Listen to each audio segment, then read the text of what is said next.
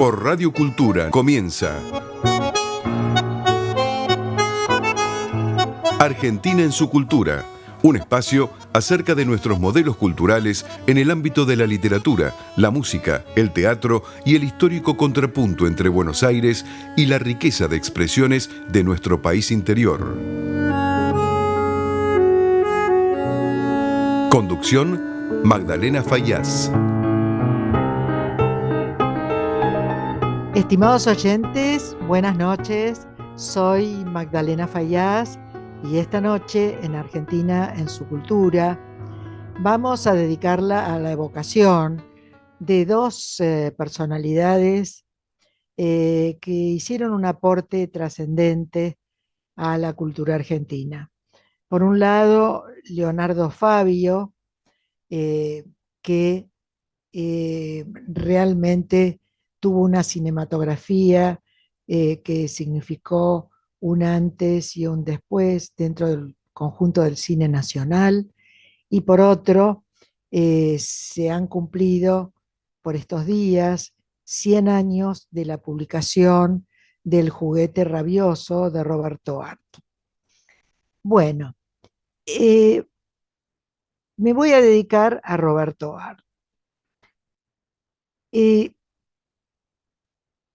Se han cumplido 80 años de su muerte y 100 de la publicación del Juguete Rabioso. Y Ediciones Alfaguara acaba de editar una flamante edición, perdón la repetición, con textos de Cortázar, Onetti, Ricardo Piglia, Beatriz Arlo, Jorge Laforgue y Guillermo Sacomano. Roberto Art sigue siendo uno de los primeros escritores profesionales de la literatura argentina, precursor de muchos otros y que tuvo una vida tan breve como explosiva. Pensemos que pertenece a esos ya míticos dos grupos de Boedo y Florida, o Florida y Boedo, en que se acostumbró a identificar a nuestros escritores y en general hombres de letras, también algunos artistas, pero hombres de letras, con dos calles que eran símbolo de una identidad por los años, por la década del 20. Por un lado, Florida, la calle de la elegancia, de el paseo de las clases más adineradas, y por otro lado, los cafés del barrio de Boedo, encontrarse más cerca de allí donde en las primeras décadas del siglo se establecía a veces un límite difuso entre la ciudad y el campo, aunque obviamente que era ciudad. Eh, la publicación del Juguete Rabioso de Roberto Art, que pertenece claramente al grupo de Boedo, fue un milagro en medio de las letras nacionales. Y vieron en él los destellos de futuro que anunciaban. Pese a que Borges trató de compadritos a los protagonistas del cuento y los sepultó de alguna manera. Pero no impidió que la obra de Art creciera. El Juguete Rabioso entre los 19 y 24 años y murió muy joven, a los 42. Se había hecho famoso por sus aguafuertes porteñas y se estaba convirtiendo en un dramaturgo de loft de la época, eh, o sea, de los teatros independientes, de los teatros que no estaban en el centro, en las carteleras de Corrientes. Desde mayo de 1928, cuando ingresó como cronista al diario El Mundo, hasta su muerte el 26 de julio de 1942, Arlt escribió a diario una nota para la sección Aguafuertes porteñas, valoradas todas por su construcción en un estilo agresivo y tenso que le era peculiar. Al golpe de mano que va a caracterizar a los Siete Locos, en el juguete rabioso se contrapone la ilusión de inmortalizarse como un bandido literario de folletín. Y por debajo de los hechos se va armando una especie de corriente subterránea que podríamos denominar la rabia. Sus novelas y cuentos han ido cayendo en el olvido en general, pero el juguete rabioso sigue teniendo una fuerza tan grande que lo proyectó entonces y lo proyecta hoy al futuro siempre. Es una narración picaresca que al enhebrar episodios va armando una novela fragmentada y por eso es una novela esencialmente moderna, una novela de 4 capítulos muy extensos, corta, violenta, contundente, y luego el autor se va desplazando hacia otros géneros, hacia el teatro y hacia la novela larga y experimental. En esta novela, que podemos llamar su novela iniciática, son muchos los temas que se van encadenando. El sexo, la traición, la afirmación desesperada de la masculinidad, la homosexualidad, el intento de suicidio. Como verán, son temas importantes e intensos. Hay en el juguete rabioso una suerte de algo que podríamos llamar una ontología del mal. El joven vapuleado por los adultos, castrado por los militares, aterrado por la policía, la ley y el padre, se torna un traidor maldito. La novela trajo a la literatura argentina una originalidad radical acerca de la belleza del mal y la posibilidad de torcer el destino. Es fácil reconocer a Arlt o reconocer en Arlt la influencia que tuvo a mí cuando lo estuve releyendo para preparar este programa. Muchos de sus imágenes, de esa indagación en el mundo. Y en esa influencia, de alguna manera, en esa originalidad radical de Roberto Arlt, está encarnada su obstinada vocación literaria. Estamos compartiendo Argentina en su cultura con Magdalena Fayaz.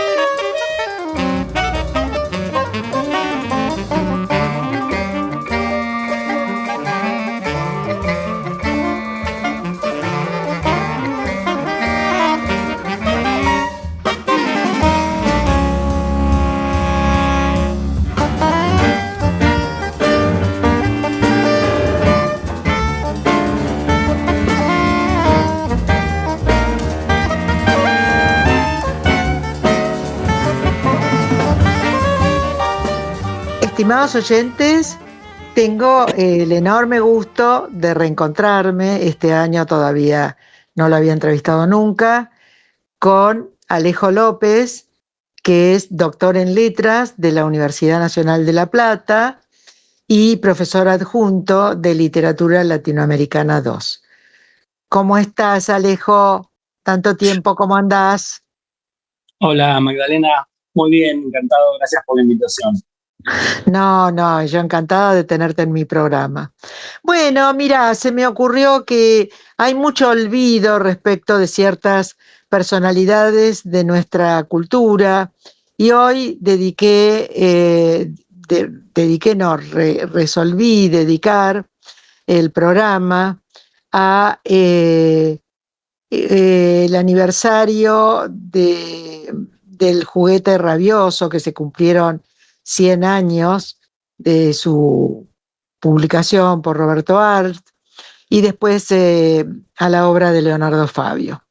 Así que me gustaría que me des tu visión de un autor que ha quedado tan olvidado, entiendo yo, dentro de nuestra literatura argentina. Bueno, sí, me parece que es una buena manera de empezar a presentar arte, esa de los olvidos parciales, ¿no? Porque Claro. es un autor imprescindible de la literatura argentina que fue un poco, digamos, menospreciado, subestimado en sus inicios y después recuperado en un momento de una manera importante por algunos escritores, sobre todo por la crítica, que validó un poco el valor de esa obra tan singular que tenía, porque era un escritor extraordinario en todos los sentidos de la palabra, por la calidad de su obra y por el lugar marginal, excéntrico que ocupaba, ¿no? Que es un poco lo que hace ese valor singular que tiene la obra de arte. Sí, por un lado, funciona siempre desde los márgenes, su literatura, pero al mismo tiempo nos mete adentro con una intensidad que es presente. No hacemos arqueología cuando lo leemos a Roberto Arlt. No, tal cual. Bueno, él lo dice muy bien, me parece, en ese texto fabuloso y breve, que es el prólogo a los lanzallamas, donde habla de su literatura como una literatura que se escribe con la violencia de un cross a la mandíbula, ¿no? Y es Ay, sí, tal cual, sí. potencia la que tiene. Pero un poco esa misma potencia es la que desacomodó las lecturas, ¿no? Que le criticaban supuestamente esa idea de que Arte escribía mal, de la cual él mismo se ufanaba y construía ese mito alrededor suyo, que es la del escritor marginal, el escritor clandestino, el escritor furtivo, ¿no? Sí, él también de alguna manera jugaba un papel en este drama, ¿no? Sí, sin duda, porque tiene ese acceso por los márgenes a la literatura que incluso se vuelve como un tópico de su propia obra, ¿no? En El juguete rabioso, el protagonista Silvio Astía accede a la literatura desde el margen de venderla, cuando trabaja en la librería, desde robarla, cuando roban la biblioteca, hasta después prender fuego, ¿no? Lo que no le interesa, y pensar siempre ahí ese vínculo tan central en Art, que es el vínculo entre el dinero y la literatura, ¿no? Un vínculo problemático también. Sí. No, Y además, yo en mi editorial comencé diciendo que había que, o sea, para la gente joven o de mediana edad, ya los grupos de Florida y de Boedo son dos grupos que quedaron en nuestra historia, pero no se pueden obviar esos dos grupos literarios, porque, digamos, la realidad los agrupó a ellos, su literatura, sí, y, ¿no? sí, Y sí. No, te iba a decir, sí, decí. no, te iba a decir que eso que decís es cierto, pero claro, y ahí la figura de Art es todavía más llamativa porque en esa contienda, disputa, ¿no? Él pareciera Sí, un lado de Boedo por sus intereses sociales, de su narrativa, de sus temáticas, por el estilo. lejos de un estilo rimbombante, ornamentado, y que apela al lirismo, apelaba a esto de la violencia descarnada. Y sin embargo también estaba un poco al margen de los mismos integrantes de Boedo, ¿no? Porque tenía una posición bastante singular siempre respecto al Sí, compromiso sí, político. sí. Sí, es un solitario en alguna Sí. medida. Yo creo Sí, que no, intentar meterlo en un grupo es achicar su dimensión. A mí se me ocurre, ¿no?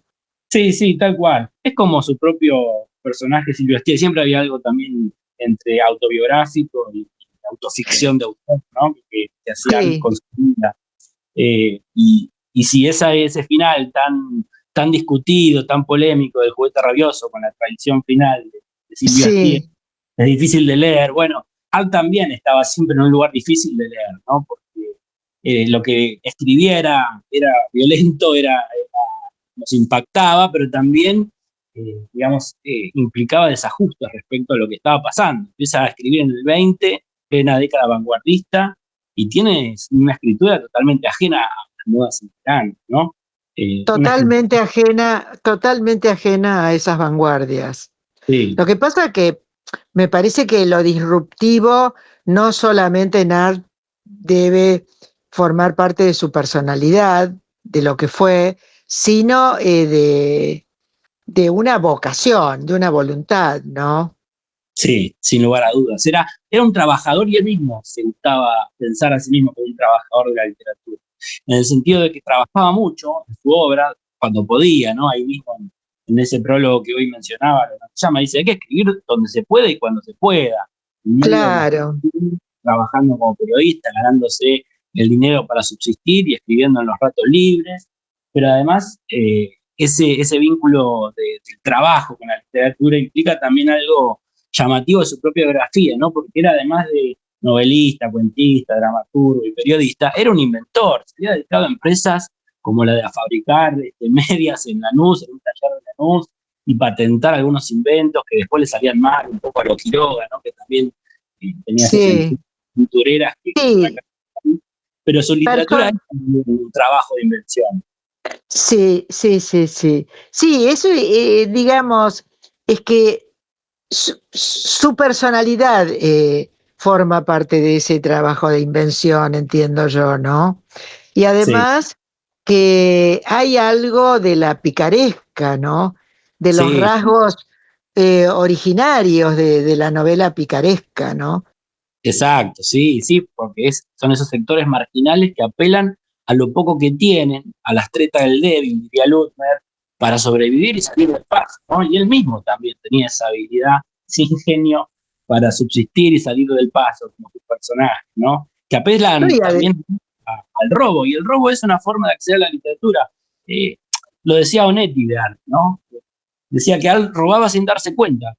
Digamos, eran sus lecturas clandestinas, su acceso clandestino a bibliotecas públicas, las bibliotecas anarquistas de la década del 20, de principios del siglo XX, las que le permitieron acceder a una literatura que a veces, por medio de malas traducciones, por medio de una formación deficiente, si se quiere, porque también está ese mito de que nunca hizo más allá de tercer grado, ¿no? Él mismo decía, sí, aunque sí. después discute. Algunos dicen que en verdad sí terminó el primario. Pero digo, siempre estaba como en esa posición, en principio ajena al mundo de la cultura, al mundo letrado. Claro, Y él era un disruptivo dentro del mundo de la cultura, eh, de la cultura letrada, digamos. tal cual, entraba por la ventana, como un ladrón, ¿no? Exacto. Y ahí se Pero apropió. sí, y todos los temas aparecen en el juguete rabioso, ¿no? Sin lugar a dudas, sí. Y algunos que son como temas que van a atravesar toda su obra, ¿no? El robo, la traición, la falsificación, el dinero, el sexo también, ahí hay algo El interesante. sexo, también también la afirmación de la masculinidad Sí, y la homosexualidad. tal cual, sí, están los famosos trabajos, las lecturas de Mazota sobre arte, sí, importantísimo, Sí, sí, sí, sí, sí, el sí, psicoanálisis, ¿no? Para pensar, porque era claro. sin apelar a Exacto. ese bagaje teórico, intelectual. Bueno, él lo trabajaba en la vida misma, ¿no? En las experiencias de su personaje. Vos sabés que yo para preparar este programa me puse a releer algunos textos y me hizo acordar El juguete rabioso, yo lo dije en mi editorial, a una suerte de ontología del mal, como Sí, hay en, en Ernesto Sábato, en Sombreros y Tumbas. Yo sentí la influencia de Roberto Arte en Sábato. sí, sí, es interesante también pensar en esas influencias, ¿no? Porque hoy arrancábamos, vos decías, bueno, un autor olvidado, pero también influyó bastante en algunos escritores importantes, no solo en Sábato, en Piglia también. Ricardo Piglia fue un gran Claro, de arte, ¿no? Y su obra le debe mucho también. Eh, Incluso en algunos autores más contemporáneos, que parecía estar tan distante, ¿no? Esta narrativa del siglo XXI, y sin embargo algunos autores se acercan también al interés de Al por esos mundos lúmpenes, por esos márgenes siempre urbanos de las grandes ciudades, ¿no? sí, Eh, además es también eh, cómo el mal se genera a partir de una suerte de castración por los militares, por la policía, eh, la figura del padre, sí, eh, las relaciones diga, conflictivas, ¿no? las relaciones conflictivas, ¿no? Sí, sí. Sí, y también, bueno, pensando un Me poco hizo en. pensar en Kafka.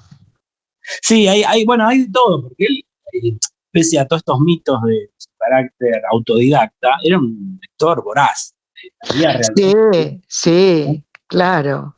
Y hacía Lo- dar todo ese universo de lecturas en su obra, y claro, ahí están esas influencias que van a entrar, ¿no? Están esas lecturas que tienen que ver también con lecturas incluso marginales, porque le interesaba el esoterismo, la astrología, eh, cuestiones que por ahí son más propias también de la escritura periodística que se explica en su obra, ¿no? Porque eran temas interesantes los que trataba, ¿no? Esos astrólogos, conspiradores, que aparecen en sus novelas. claro, personajes absolutamente exóticos, digamos.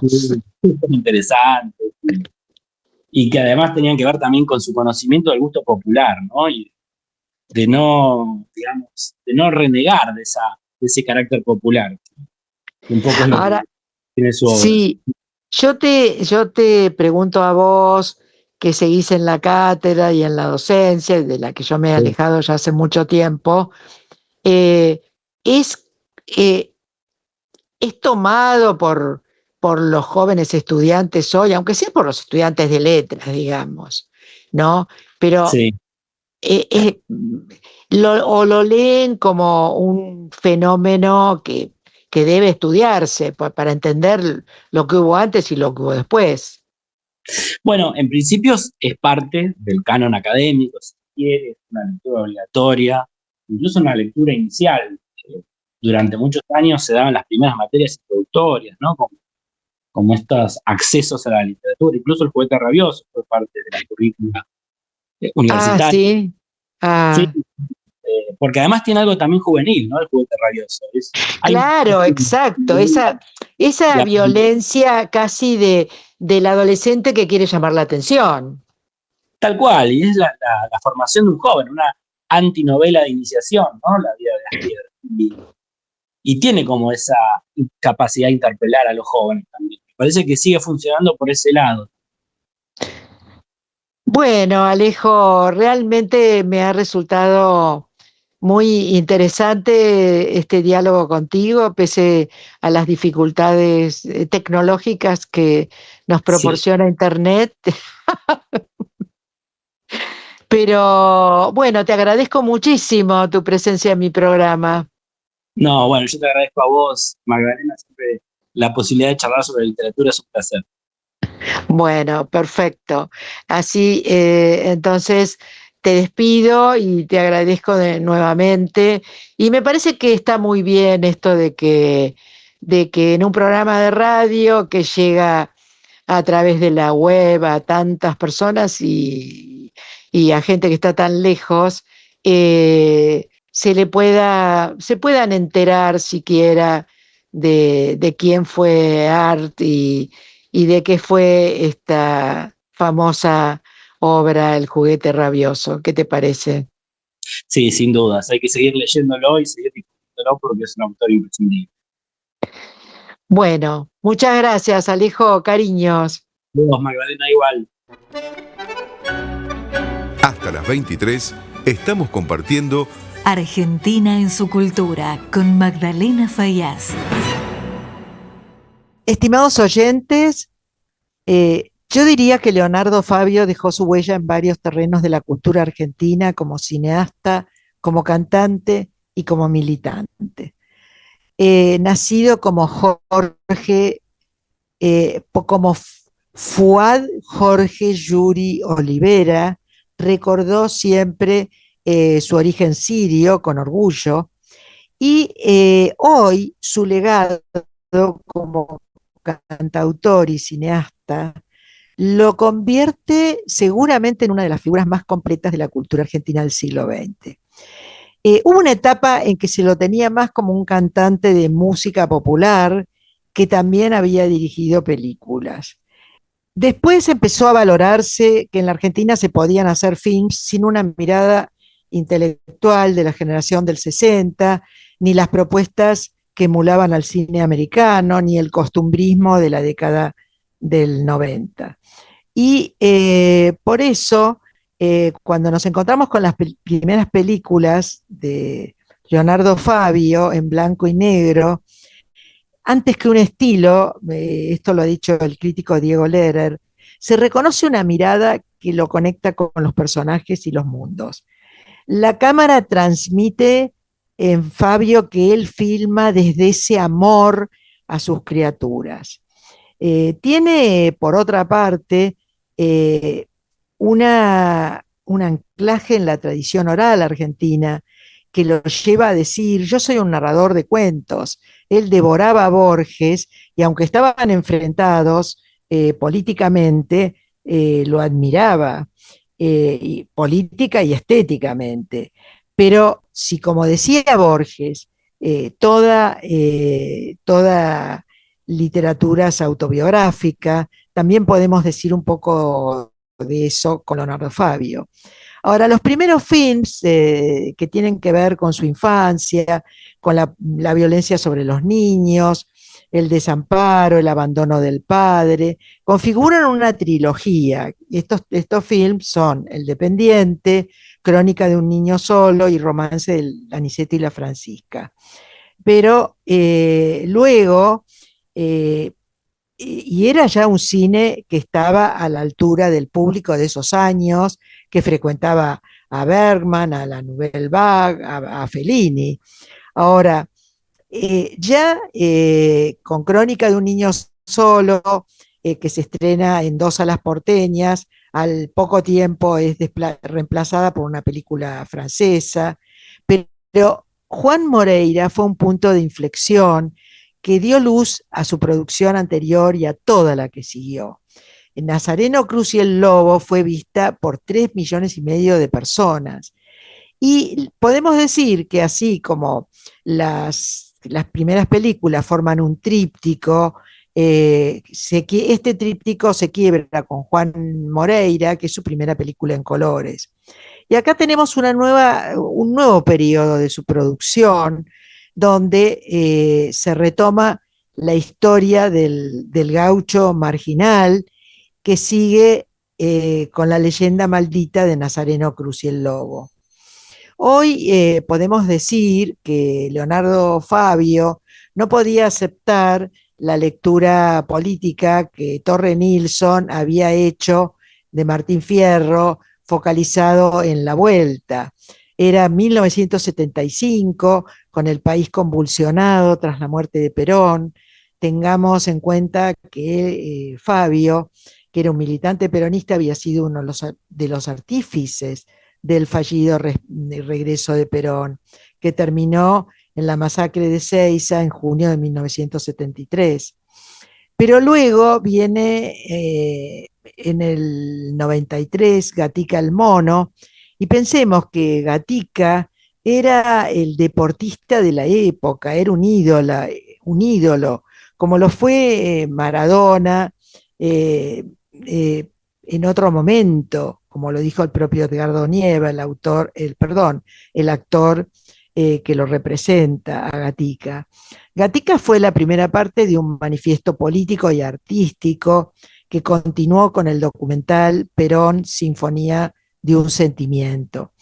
Y esto lo llevó a decir a Fabio: yo no soy un director peronista, pero soy un peronista que hace cine, y eso en algún momento se nota. Y vaya si se nota en Sinfonía de un Sentimiento, y además en las características de todos los personajes de sus películas anteriores.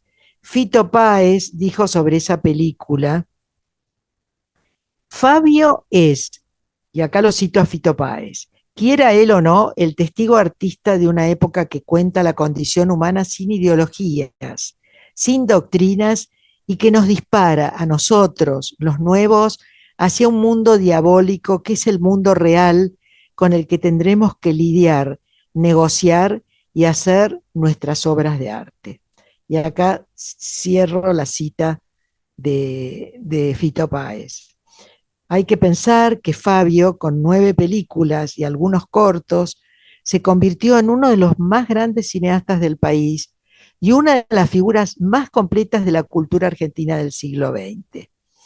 Bueno, estimados oyentes, después de este editorial sobre Leonardo Fabio, que creo que ustedes podrán reconocer que es una figura y una personalidad que a mí me cautivó y cuyo cine es realmente inolvidable.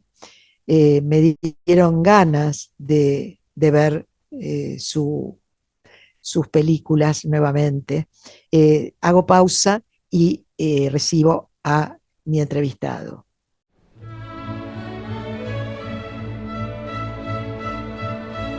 Argentina en su cultura, los jueves de 22 a 23 por Radio Cultura. Estimados oyentes, tengo el enorme gusto de recibir en mi programa a Pablo De Vita, que es crítico de cine, que es una persona que sabe tanto que cuando le invito a mi programa me dan ganas de quedarme escuchándolo y casi ni hacerle preguntas. Aparte es miembro de la Academia de Ciencias y Artes de la Comunicación. ¿Es así, Pablo?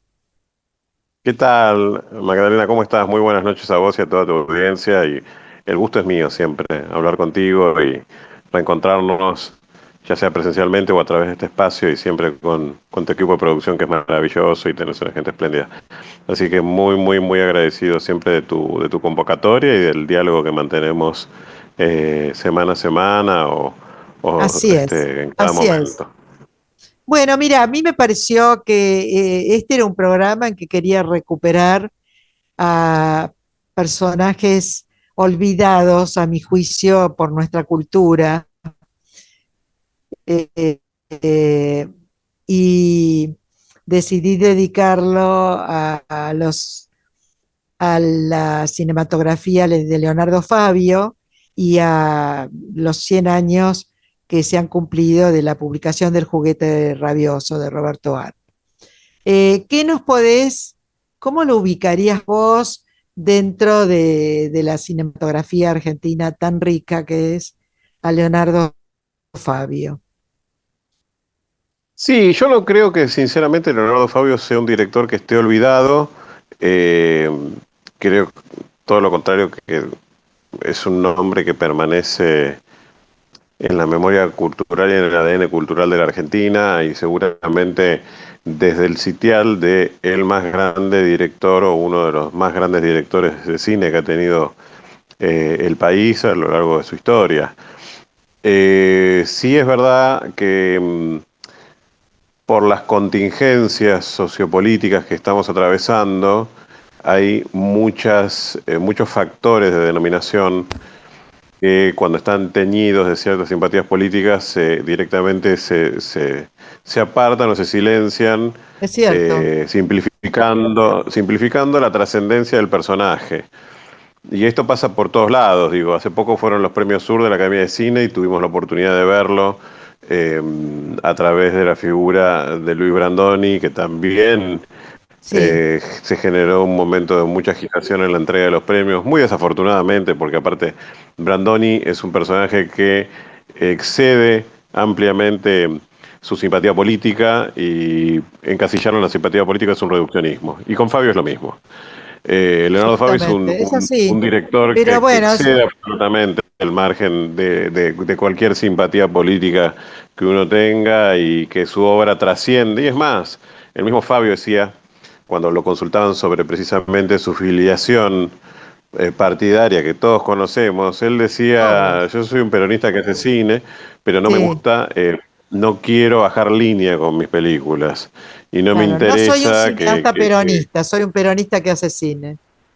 Exacto, exacto. Es una frase que él siempre dijo y que me parece que lo define muy bien Cierto. desde la concepción poética de su cine y desde una mirada donde lo social también estaba muy presente, ¿no? Pero Leonardo es un director que aparte quienes tuvimos la oportunidad de conocerlo, de saludarlo, de hablar con él, era realmente magnético, era uno de esos Ah, personajes que son ¿tuviste la oportunidad de encantadores conocerlo y desafiantes. saludarlo? Sí, sí, sí, sí, sí, la verdad que sí, y siempre recuerdo muy bien los diálogos que manteníamos con Leonardo. Era muy gracioso, de hermanito, decía siempre cuando yo tenía en un momento la circunstancia de atenderlo por teléfono y decía hermanito, y bueno, empezaba a conversar y es muy de mucha cercanía, de mucha proximidad, de mucha profundidad y a la vez de mucha simpleza era en su trato y era muy ameno, muy ameno. En ese sentido, su hermano es igual, tiene esa concepción de la cercanía que es muy linda de Él conocer. era Yo estuve también inseparable con el hermano, ¿no? sí, sí, sí, con Suárez Jury también, sí, con Jorge, que también era una persona encantadora. Eh, que yo estuve en el rodaje de la película que hizo sobre Miguel Ángel Estrella en Tucumán, El piano mudo, Ah, mira, también mira. hace unos años, sí, sí, que fue una de las últimas películas que hizo el hermano de Leonardo. Y notable cuentista y notable argumentista, y las grandes películas que ha hecho Leonardo también se deben a la pluma en el guión o en la adaptación o en el cuento de, de su hermano, que siempre tuvo una sensibilidad muy, muy particular para narrar, un gran narrador, Jorge Soy-Jury. Y en el caso de Leonardo, un gran director que supo plasmar con imágenes, creo, de una manera absolutamente incomparable para el cine argentino, ciertas búsquedas constantes que son parte de su poética como autor y que un poco buscan también definir eh, las instancias de una vida, las instancias de una época, las instancias de un país, las instancias de la construcción de una república, de una nación. Ahí encontramos el Juan Moreira, ahí encontramos Claro. desde el terruño, el romance de la Aniceto y la Francisca, desde la infancia y los recuerdos, Crónica de un niño solo, desde lo que significa el mito popular arraigado en la Argentina, Nazareno Cruz y el Lobo, desde la historiografía Gatica el Mono. Digo, hay un Claro, lugar en el toma cual todo, porque toma converge lo de una manera así. personal, como vos estás enumerando también en Crónica de un niño solo, y Juan Moreira, lo épico, eh, y después lo que viene también, Gatica, no sé dónde, que Gatica era el Maradona de su, de su tiempo, había sido el Maradona de su tiempo, ¿no? Y, y bueno, Claro, claro, sí, sí, sí. Yo creo que por eso hay un trabajo en el cual, desde diferentes facetas, el cine de Leonardo reconstruye la estructura cultural de un momento de la Argentina, sociocultural de un momento de la Argentina. Y aparte lo hace desde un lugar en el cual La creación cinematográfica es absolutamente incomparable, tiene una gran plasticidad en el manejo de la cámara, el tratamiento de las historias, en cómo él concentra una mirada muy cinematográfica al momento de desarrollar su cine. Digo, hay un trabajo en el cual el manejo de cámara es extraordinario, incluso con el Aniceto en tiempo de ballet, con el cual cierra su filmografía, es espectacular. Y él lo hace desde un lugar en el cual la construcción del plano es muy importante. Yo me acuerdo que una vez, yo no lo llegué a entrevistar formalmente a Leonardo, pero sí lo entrevisté una vez a Federico Lupi, hablamos de este tema, que él fue protagonista del romance de Aniceto de la Francisca. Y me contaba Lupi que en un momento lo va a ver a Leonardo, donde estaban filmando, y lo interrumpe y dice que lo encuentra tirado en la cama leyendo cómics. Y va y le dice Lupi, con el quilombo que tenemos de rodaje y vos estás leyendo acá cómics. Y le dice, pará, no me jodas que estoy viendo los encuadres, le dice. Porque él era un cineasta totalmente intuitivo, que aprendió muchísimo también de la mano de su paso como actor de cine, que fue previa a su llegada como realizador. Él fue actor, él debutó en el cine con Enrique Carreras y después tiene una trayectoria muy extraordinaria con los nombres más importantes que fueron bisagra del cine de la generación del 50 al 60, como son Leopoldo Torre Nilsson y Fernando Ayala, que lo convocan como actor en varias películas, y particularmente con Leopoldo Torre Nilsson él va a desarrollar Ahora, una eso no lo relación sabe, eso no lo absolutamente sabe. fraterna. Yo honestamente o no lo recordaba o no lo sabía. Lo de que era De hecho, actor también. Crónica de un niño solo, Fabio se la dedica a Torre Nilsson, y lo consideraba un padre, incluso por fuera del hecho de ser un padre artístico, lo quería como un padre, como la imagen paterna, y realmente lo consideraba desde todo punto de vista su mentor. Recordemos que Leonardo nace en un pueblito en Mendoza, de una manera muy humilde, una familia muy Sí, pobre, de un su madre hogar muy humilde y muy pobre. muy pobre y con muchos problemas contextuales, porque el padre los había medio dejado su suerte, lo cría la madre, la abuela, la tía, la madre era Laura Fabio, que era actriz, la tía fue Elcira Olivera Garcés, que también tuvo un desarrollo bastante importante en el cine argentino y lo ayudó mucho a Fabio en ese contexto, pero Fabio, Leonardo en un momento dado se escapa cuando él estaba intentando probar suerte en el ejército, creo que era en el ejército, en una de las ramas de la fuerza, y termina con ese uniforme durmiendo en la estación de trenes de Retiro, hasta que consigue acomodarse en la ciudad de Buenos Aires. Digo, hay un lugar en el cual la crónica que se cuenta del niño solo es la crónica de los mismos hechos de la infancia de Leonardo, pero que no los dramatiza desde el lugar del melodrama, sino desde el lugar de una creación que precisamente pone en primer plano y en el relieve la subjetividad de esa infancia perdida, de Sí, esa infancia abandonada. volcada al desamparo, Sí, claro. Pero eso lo hace cinematográficamente muy bien, porque hay todo un trabajo en el cual él va rodeando al protagonista en el ambiente del orfanato, que es muy distinto a los momentos en los cuales este chico se escapa del reformatorio y busca un sí, poco de libertad, digamos. Hay una concepción de cámara muy fuerte, muy interesante, muy intensa en el cine de Leonardo siempre. La presentación que sí, hace sí, es del cierto. personaje, del Diablo en Nazareno, que es un Alfredo Alcón, pero tocado por la gracia, y creo que esos segundos de Alcón en Nazareno son de lo mejor que alguien Que se- retrató a Halcón en el cine, porque es de un magnetismo y de una monumentalidad y de una seducción implícita, porque él encarna justamente el mal, que es impresionante. Y creo que Leonardo tenía eso, tenía a partir como decía Lupi, esa lectura de los cómics, pero no solamente por eso, sino también por su sensibilidad poética, por su conocimiento de la industria de la mano ya sea de Ayala y fundamentalmente de Babsi Torre-Nilsson, de Leopoldo Torre-Nilsson, tenía un conocimiento fundamental de cómo era desarrollar el arte cinematográfico. Y lo hizo desde pocas películas, porque no es una filmografía muy extensa, No, pero todas de gran profundidad.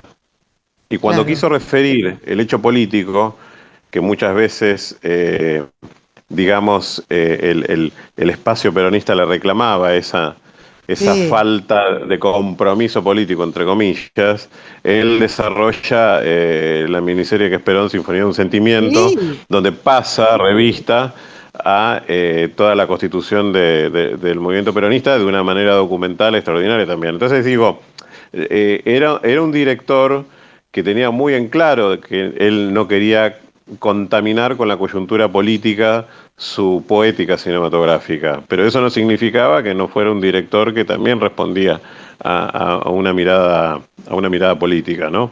yo pienso Pero yo creo que que justamente el cine de Leonardo lo trasciende todo, es un cineasta extraordinario, es un director que sabía perfectamente cómo narrar, el oficio de contar, de crear ambientes, de crear atmósferas, de crear relatos por otro lado con una raigambre muy argentina en todo momento.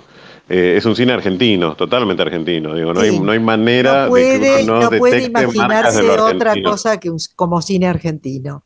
Pero además yo te estoy Totalmente. escuchando deleitada porque al mismo tiempo digo, qué capacidad tuvo porque frente a esa cosa intimista de las primeras películas de Crónica de un niño solo, de repente se me vinieron a la memoria imágenes de Juan Moreira con la densidad épica que le da Ujú. Leonardo Fabio a Moreira. Es, Sí, bueno, un bebán extraordinario es, ¿no? Además. qué bebán, porque mirá qué bebán de ser un tipo que hacía, no sé, no sé que hacía teleteatro, yo sé que era un actor, fue un actor importante, pero hace que logra plasmar esos personajes inolvidables. Mm. Y lo hace con mucho talento. A ver, yo creo que la palabra que define a Fabio es realmente el talento, porque hay una búsqueda intuitiva que está sustentada en el talento que lo acompañó siempre, también en el mundo de la canción, donde fue un boom absoluto, Claro, y también de una además, manera totalmente circunstancial, ¿viste? Digo, a ver, él canta en La Botica del Ángel de Vergara Leumann y lo escucha un productor, creo que era de una discográfica muy importante, que podría ser CBS, no lo recuerdo exactamente, pero una discográfica muy importante, y le ofrece automáticamente un contrato, y él graba un disco y se convierte en un número uno de la canción romántica latinoamericana, como pocos, bueno, es que digo, en un lugar. en un momento fue muy reconocido como cantor popular, entre gente que Sí, por ahí no iba al cine, no frecuentaba el cine. exactamente, Y además hay exactamente. algunas de Exactamente, sus y yo creo que eso películas, le permitió transmitirlo al cine. algunas de sus películas fueron vistas por millones de personas, Sí, mientras que las primeras, tal sí. vez película en blanco y negro, más intimista, no, tuvieron un público eh, más limitado, ¿no?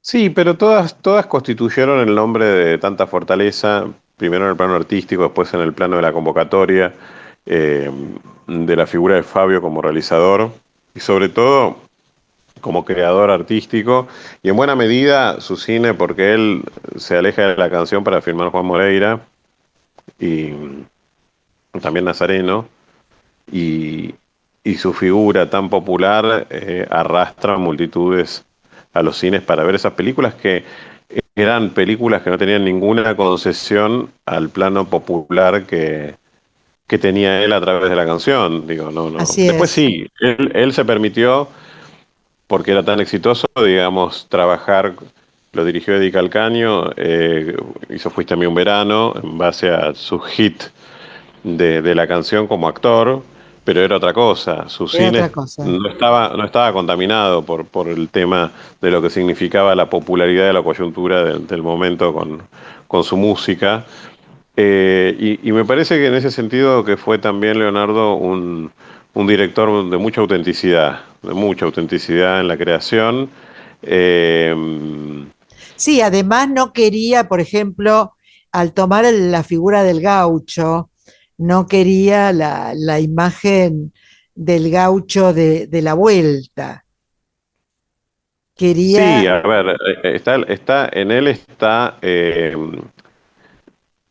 bien acuño con la reivindicación del revisionismo argentino, una reivindicación de la figura gauchesca claro, sacada de, digamos, cierto encorsetamiento que lo había colocado, donde lo había colocado la literatura más tradicionalista. Pero yo creo que, digamos, hay en él sobre todo esa fascinación de lo popular. Entonces el gaucho es un elemento muy totalmente. popular y en esa fascinación de lo popular, de los arquetipos populares, está un poco la reconstrucción tradicional de toda su filmografía.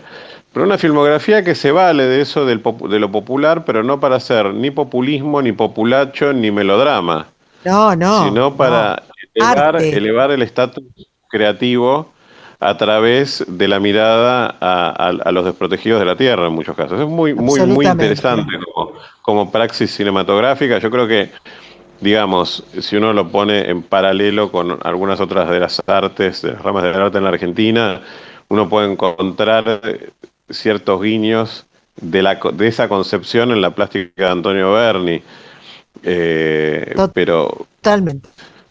Bueno, pero mira, son Pablo, líneas distintas, ¿no? nos Obviamente, de quedamos discusión. me quedé sin minutos.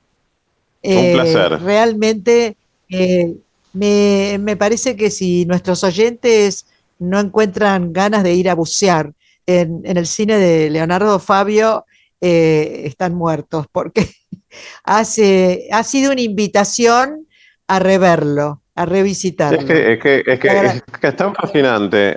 Hay directores que son troncales y que cada Claro, película que uno vuelve a ver es un redescubrimiento constante. María Elisa Bember es otro caso. sí, Leopoldo Torrenil son lo mismo. Y ahí está también Leonardo Fabio como otro de los grandes creadores de la Argentina. Yo creo que, bueno, digamos, para sintetizar y cerrar esto, Leonardo Fabio no es un olvidado, sí es un personaje que necesita una valorización más alta de su figura en cuanto a la densidad de su legado cinematográfico, que realmente es una de las bases troncales para el entendimiento del cine argentino. gracias, gracias, gracias. A vos, un beso Te enorme. mando un abrazo.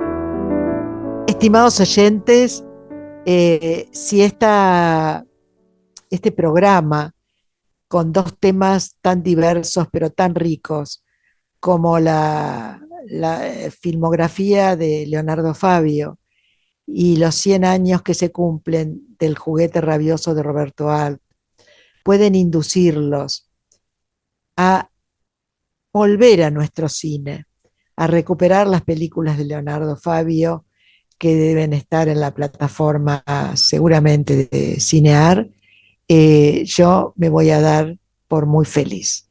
Me despido de ustedes, eh, les deseo una muy buena semana y nos estamos encontrando el próximo jueves. Argentina en su cultura, con Magdalena Fayaz, todos los jueves de 22 a 23 por Radio Cultura.